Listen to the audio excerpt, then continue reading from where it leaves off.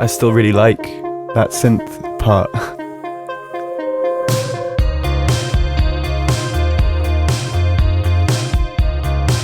So this is all George at this stage? Yeah? Yeah, I think it is. I played the first bass and guitar. So then you've got the and all I do is sit and think about you. That was starting to come out. So Yeah. So the first thing that George, you sent Matty was pretty evolved, wasn't it? I mean, how long did it take to get all those little parts down? So this is probably a couple of days after the first Inception. Yeah. You can hear me playing guitar on there.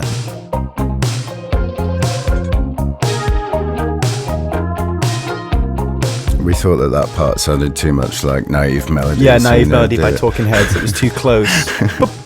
Yeah. If you turn it up and then listen to this, you've obviously got the chorus. And all I do is sit and think about you.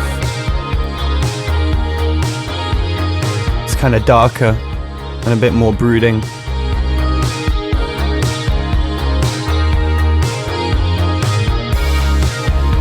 So it has got the top guitar part and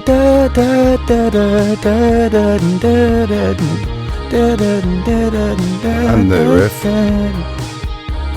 I can't believe how fully formed it is already at this stage. I mean, obviously you've taken bits out, that you know, like the bit that you thought was like Naive Melody or whatever. But at the same time, it's so fully formed. I think it's. I mean, it sounds a little scratchy if you put the other one on, but I think the main thing that I always try and do is create something that has an identity to bring to Matty, whether the parts are right or whether it's the perfect progression for him to write a chorus over. Like those things they can change a fair bit.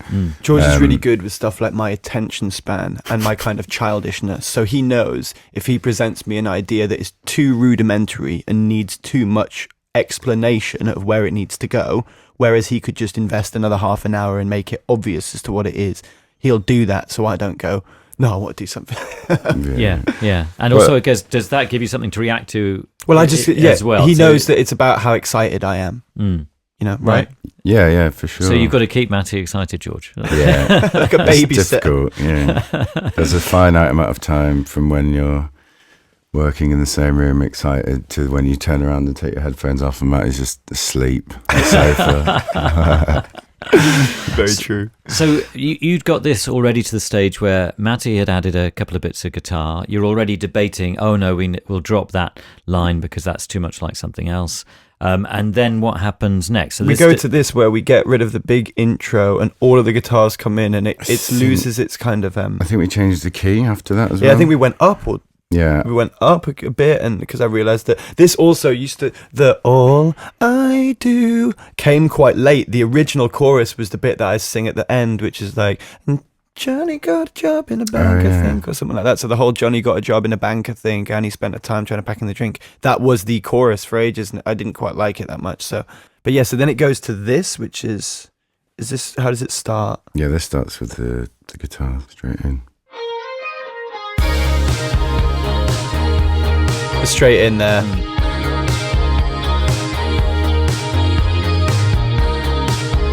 So this hasn't got the bells. Ding, ding, ding, ding, ding, ding, ding, ding. See, this is another verse that we had. The demo verse. Yeah. This one was a bit fang, a bit soft. We didn't like this. We thought it kind of was a bit lazy. It's just copying the bass line from the intro and just... And all these drum parts, are they just done on the keyboard? Or? Yeah, so I guess going back to what I was saying originally with kind of the identity of a track, the fundamentals of the drum sound was like a Linn drum anyway. That was the snare sample is the same one that ended up on the final version.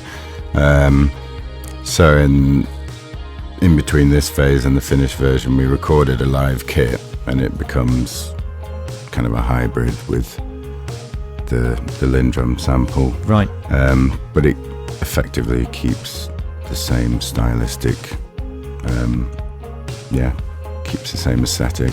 There's a lot of that happens, you know, when you talk about like being fully formed. Like there is a lot of identity to our demos, so there is a lot of stuff that stays. You know, the bass always gets redone, the guitars always get redone, but there's a lot of there's a real specificity to that drum sound.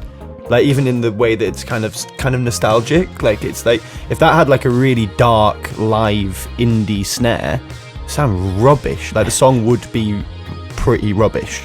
So a lot of this stuff hangs on these kind of things, you know. Yeah, but it's interesting how that identity is created so early on, or can be. I think that's what okay. keeps Hold on, us... this is interesting.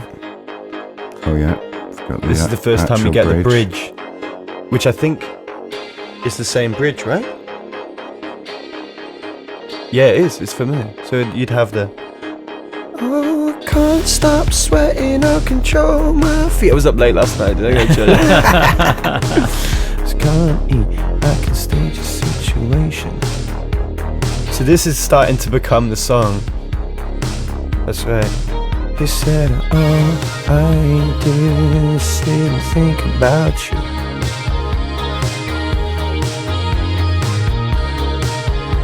I knew that we had something though. Yeah. When we got to this stage, because it was making me really kind of camply dance around. That's when I know we're onto something. Well, I'm kind of pretty blown away by how much of a hit it already sounds like to me. You know. To be fair, Jay, like I go through all of these stages at the time. Like the us making a record is like, this is incredible. To like, this is honestly awful. Like we are rubbish band. And I remember sending it to Jamie and just being like, yeah, I don't know about this thing. It's kind of cool. It's kind of not. And Jamie was like, you know, it's good. He loved it, and it became one of the massive defining songs of the record. Yeah. And then where did it go to? So then remember we found the piano. Yeah, so that demo was the last thing as a demo before we went into a studio to kind of record things expensively and properly and with an engineer and make sure that everything sounded as good as it could at source. But one of the really cool things, we were in Conway in LA, and we hired this piano for the whole session, and it had a really weird mod on it that was this lever that you pulled up, and it changed the hammers to, I think, hitting one string, because am I right in thinking a piano is like the equivalent? There's this pitch old and an octave either side of a string or something like that, and it changes it into sounding like a harpsichord kind of thing. What they used to do basically is this hack on old pianos where you would put like tacks, you know, like what do you call them, like drawing pins. Yeah. You put them in the hammers. So when you play the piano, it sounds like a honky-tonk piano. I mean, you ruin the hammers, but it's kind of a cool... This kind of did that. So it made this like honky-tonk sound. We'd never seen anything like it. And we've tried to find a piano that has one, but apparently it was just this crazy guy who modded his piano. Been Googling Right. like So this guy piano with lever. And it's not very successful. And this but yeah, guy, I'll play it sounds so cool, and it's just this guy's piano, so we very can never cool. recreate it. But yeah, with them... And I played the guitar the part. guitar part on it. And did you know it had this modification before? I was No. playing on the piano, and then George came next to me and pulled it, and it went clonk, clonk, clonk, clonk, Oh, clonk, clonk. wow. But it was just serendipity. It was lovely. Because we love like 12 stringy, chorusy, big kind of new wavy guitar sounds, and this just sounded like a texture. Play it.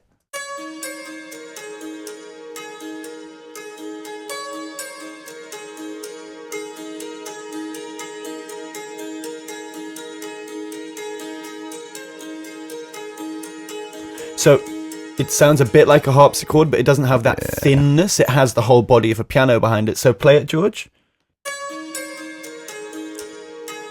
And then if you put the whole track in with it, Oh, we then wanted to... what do we do? We put 12 string on it. Oh, yeah. And then it all kind of just blends into sounding like a jangly guitar, which is great, but super percussive. So you get loads of rhythm in it. And then if you put it in with the track, like it really is really, and you've heard that first, you can feel that leading the percussion, which is really cool.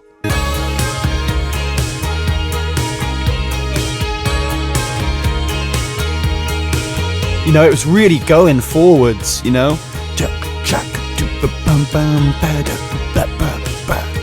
Just about syncopation. Yeah. And if you do it in kind of like traditionally white music, it just makes it better, right? You know, like, you know what I mean? Like using all of the rules of black music in post-punky pop stuff, you know, it just makes it groovier and cooler. It sounds quite celebratory with I think the principle of using a bell sound is a bit like... It brightens it and makes it all happy. Perennially festive. Yeah. To quote Laura Snapes again, 2 days in a row. Wow, that's it's just so interesting hearing this. What's another interesting sound on there, George? Because I love one of the a lot of the synths ended up on here, but the two favorite sounds on the song are probably that, and then the voices, the It's really cool. The thing is, though, once you hear these things, you'll be able to hear them in the track.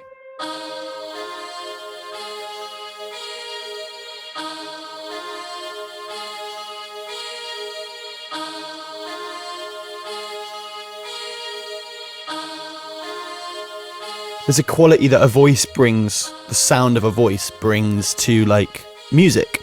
So if you can kind of, you wouldn't notice that has a vocal quality until you put it on. It just sounds like just part of the music. But again, I think it kind of sounds like brass when it's in the track.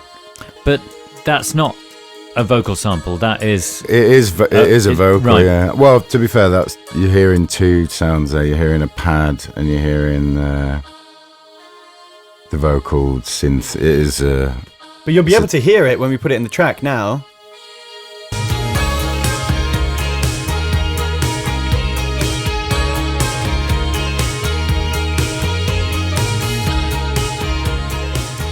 So a lot of this stuff made the song, you know? Yeah.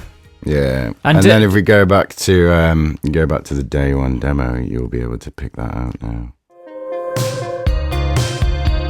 Comes in the second half, I'm pretty sure. This is when we introduced the parts. Guitar. And now you got more guitars and pads. 2, 3, go. So that hasn't got that synth in it in the intro. But you can hear the absence of it.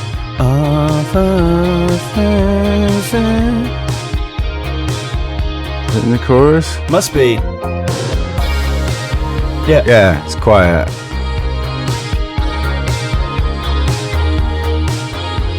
Yeah, it's quite nice doing this. Yeah, it is cool. So a lot of the ambience, and again, like the sort of the stylistic elements, they will last. Otherwise, I think that's what keeps us going on a song. Is if you ever lose sight of the identity of the song, you usually stop. It's not just if you, I don't know, start struggling with the narrative or I don't know. I think. We either love something straight away and we know exactly what the production should be, or we're a bit like, it kind of, it just diminishes if you lose sight of the aesthetic of what the recording should kind of make you feel, regardless of the content. We have quite a high hit rate in regards to stuff that gets started with excitement and stuff that actually gets finished eventually.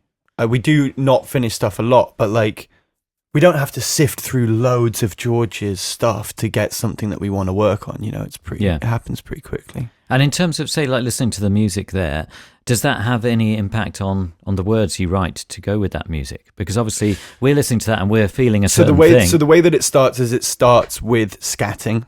It starts with phonetics and rhythm. So it has to be not catchy, but I have to like it as much as I like that guitar part. So it's not, you know,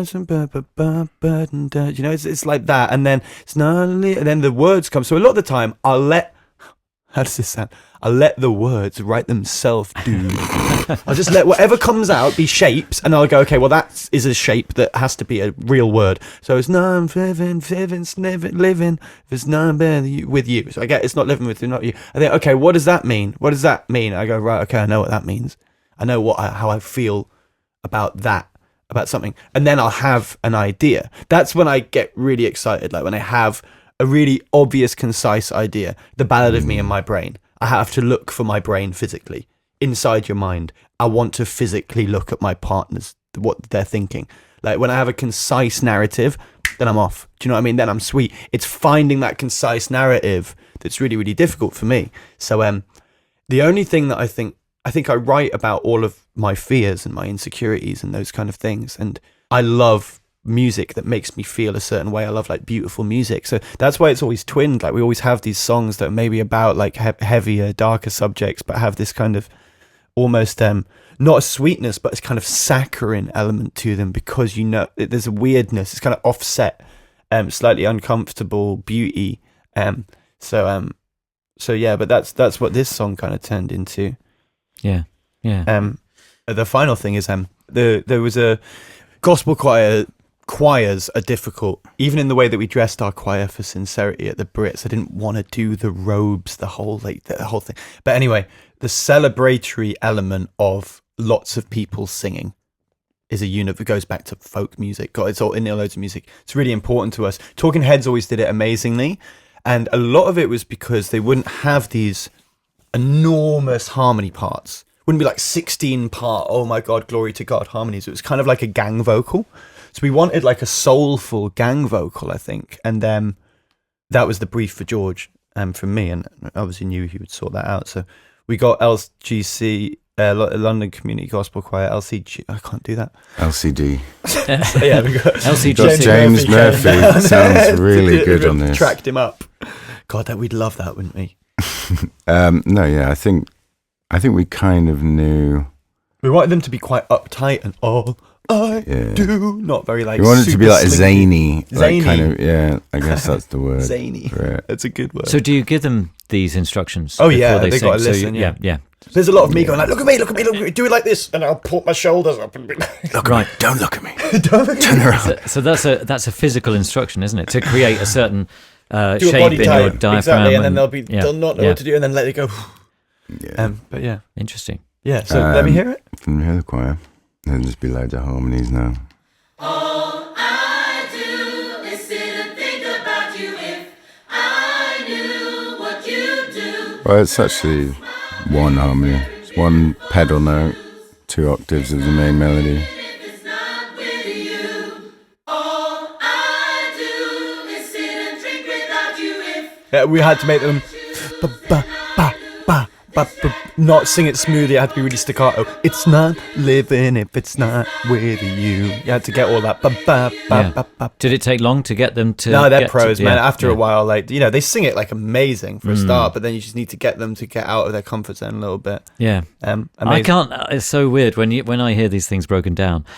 I would be happy just to think, wow, I've achieved that. I mean, just to hear the choir sing that is just amazing on its own, isn't it? It's Yeah, it's great, funny yeah. how it gives you a bit more context, I guess, or sort of objectivity to hear someone else start singing your song in the studio. Yeah, and that you're like, is oh, cool. actually, no, this is what we imagined. This is a song. Yeah, Yeah, it's 'Cause not just an idea that we're worried about. Sometimes the choir will start singing, and you're like, oh no, it didn't. It's not going to work. Although, to be fair, that hasn't actually ever happened where we've canned it. We've No, just but had it's just been to different to what wrestle we with it a thought. little bit.